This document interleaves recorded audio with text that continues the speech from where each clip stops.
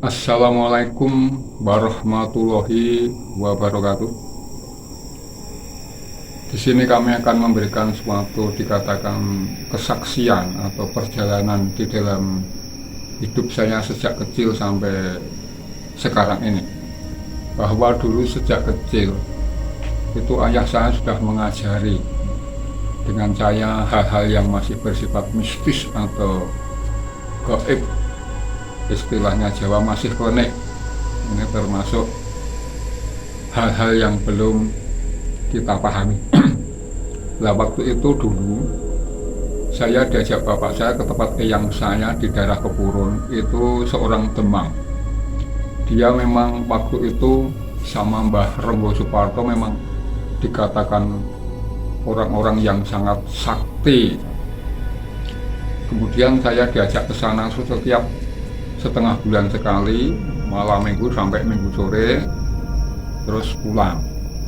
Yang saya terima waktu itu wejangan-wejangan. Yang pertama kali itu mbah saya dengar aja nggak sama tiduran.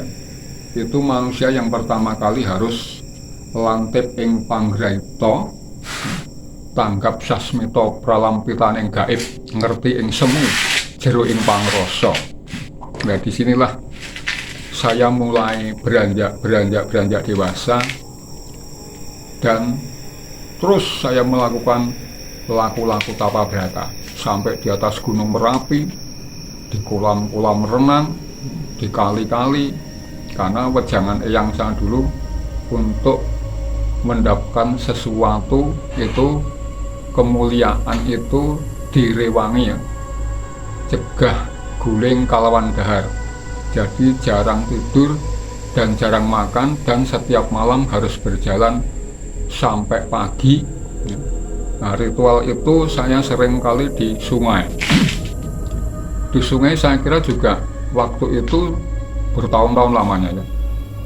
Nggak pernah saya saya nyana. Saya tuh hanya ketemu itu sebuah kayak kerbau atau apa, tapi bisa bergerak. Tapi saya nggak takut waktu itu, belum tahu sama sekali, ingin mempelajari seperti itu. Akhirnya saya terus paginya pulang. Dari saya kungkum ngerendam di dalam kolam renang, di dalam kali. Ceritanya eyang satu, tirulah Sunan Kali.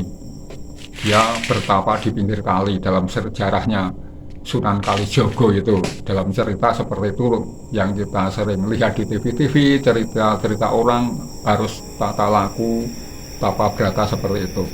Nah setelah sekian lamanya, saya sampai ada kali 15 tahun lamanya, bahkan sampai sekarang pun sudah tua gini saya terus melakukan seperti itu. Memang saya rasa orang-orang spiritual itu memang gimana ya, tidak terlalu memikirkan masalah duniawi. Jadi duniawi harus, bukan kita tidak mau, kita kesampingkan waktu itu. Yang penting kita syukur, menerima apa adanya, itu kita nikmati. Nah setelah itu saya mengalami suatu perjalanan malam dari suatu kolam renang di utara desa saya. Terus terang itu Umbul Geneng namanya, tempat kelahiran bapak saya. Itu saya di sana pulang jam 1 karena hujan deras sekali. Tapi saya tidak pantang menyerah, selalu berjuang untuk mengetahui sesuatu yang masih tertutup, istilahnya off the record, klenik, mistik, sesuatu rahasia yang belum saya melihat. Nah di sini saya berjalan kurang sekitar jam 2 lebih sedikit, hujan deras sekali. Itu ada gardu listrik di timur suatu desa, itu disambar petir, ledakannya luar biasa. Saya jarak 50 meter, hampir kuping saya sudah tuli ya, sampai setengah bulan itu yang dua-duanya kuping saya itu tidak bisa mendengar secara jelas.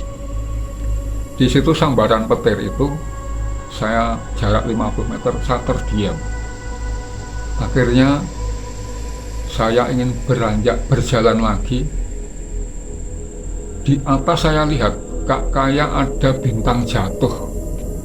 Loh, apa itu? Loh, makin lama turun masuk ke lubang. Nah, di lubang tanah aspal yang sudah berongga, sudah, kalau orang Jawa bilang sudah kerowak, itu sudah ada lubangnya, itu ada genangan airnya. Kok jatuhnya di situ? Ternyata saya dekati, kok warnanya itu merah sekali. Saya mau ngambil, takut karena keyakinan saya belum kuat kali, belum berani untuk menyerahkan nyawanya. Karena barang siapa yang berani menyerahkan nyawanya, ya, ia akan memperolehnya. Saya takut, saya mau ambil itu takut. Akhirnya saya langsung pulang. Itu semakin cahaya itu bersinar ngikutin saya. Lah saya semakin takut. Saya melihat sendiri kesaksian, saya saksikan sendiri. Akhirnya saya cepat lari. Jangan-jangan itu sesuatu yang berbahaya, ya. Warna merah sekali, merah terang sekali. Saya akhirnya sampai rumah. Setelah sampai rumah, saya bingung. Saya cerita kepada ayah saya, itu apa ya Pak? Dia ngomong, kata beliau, ayah saya, katanya itu gigi petir, itu sarana untuk apa ya, untuk menyambar sesuatu yang disambar. Kalau kena itu pasti meninggal dan bisa badannya gosong. Saya belum puas. Akhirnya saya bertanya, waktu itu di suatu perkumpulan orang-orang yang dikatanya orang-orang spiritual yang cukup mumpuni bidang masalah ini.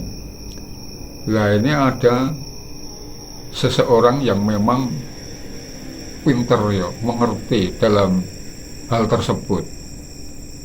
Terus dia mengatakan, kenapa nggak kamu ambil? Saya takut, itu ngandung setrum. Kalau saya kesetrum nanti bisa mati malah. Nah, kamu kurang yakin namanya, masih ragu-ragu, keyakinan saya masih bercampur dengan keraguan. Akhirnya orang pintar tersebut itu masih keluarga dari Keraton Solo tuh, namanya tidak saya jelaskan. Dia memang seorang, ya, putra raja dari situ. Dia mengatakan, sebetulnya kalau engkau ambil itu nanti akan merasuk di dalam tubuhmu, menjadi satu dengan kamu, karena segala sesuatu itu yang ada dunia itu bisa menyatu dengan kita. Dia menamakan itu Mustikaning Geni. Jadi kalau kamu punya itu, apa yang engkau ingin kau lakukan itu bisa terjadi. Apalagi kamu benci terhadap sesuatu, itu kamu pegang dengan kemauanmu. Apa kemauanku? Umpama kemauanmu bisa meninggal orang itu, bisa saja dia saya pegang bisa badannya bisa gosong katanya. Nah, seiring dengan itu harus dijelaskan seperti apa ya, Dustoroto itu kan juga punya ilmu seperti itu, namanya Gumbolo Geni. Jangankan manusia, patung apapun dipegang dia hancur lebur menjadi abu. Disinilah saya sangat kecewa sekali waktu itu. Terus saya tanya, bisa nggak saya ketemu lagi? Sekali itu saja, dia sudah, kamu tidak akan bertemu lagi dengan itu. Itulah namanya Mustikaning Geni. Segala sesuatu itu ada intisarinya, ada kolbunya. Seperti kolbunya Al-Quran adalah surat Yasin. Seperti itu. Jadi alam semesta ini mengeluarkan sari-sari dari sari angin, dari sari ning geni, Mustikaning Geni, Mustikaning Tirta. Nah, seperti itulah. Jadi saya sampai sekarang belum menemukan lagi. Cuman yang saya ketemukan sesuatu hal-hal yang saya lihat, hal-hal yang masih sifatnya belum tampak jelas sekali. Di situ akhirnya saya sampai sekarang sudah hobi namanya, sudah merasa enjoy kalau saya itu bisa keluar malam di waktu malam, melihat keindahan alam semesta ciptaan Allah. Sehingga begitu saya melihat ciptaan Allah itu, saya ingat sama dia. Jadi kita eling sama dia. Makanya kita sudah diajar oleh bapak saya, manusia harus eling, pracaya mituhu, sabar narimo, rela temen, berbudi luhur. Ada 8 macam tuh yang dinamakan hasto broto. Jadi Anda kalau bisa melakukan seperti itu, insya Allah kamu bisa besok pulang mengerti jalannya untuk pulang kembali ke asal mulanya. Demikian itu yang saya ceritakan, itu memang itu fakta sama saya tahu dan melihat. Ternyata disitulah gaibnya pangeran, gaibnya Gusti Allah itu benar-benar menjadi suatu kenyataan. Seluruh gaib-gaib akan ditransformasikan ke dalam kehidupan kita ini. Maka saya senang sekali melakukan hal-hal seperti itu, sampai saya itu kerja di mana-mana sampai gak betah, senangnya cuman begitu. Tapi alhamdulillah Allah maha baik, Allah maha adil, Dia selalu mencukupkan kita. Di saat kita berkekurangan selalu dicukupkan oleh Dia. Maka kisah perjalanan seperti itu sampai hari ini saya belum selesai. Sampai selesai, selama masih nafas dan masih berjalan, aku akan melakukan hal-hal itu. Karena apa? Suatu kemauan yang benar-benar, yang sungguh-sungguh untuk meraih sesuatu itu harus berjuang dengan teguh, dengan sungguh-sungguh dan benar. Insya Allah yang saya temukan hidupku ini adalah merdeka lain batir, tentram, damai, aman, sehat walafiat. Itulah suatu kekayaan bagi saya. Sekian dan terima kasih. Assalamualaikum warahmatullahi wabarakatuh.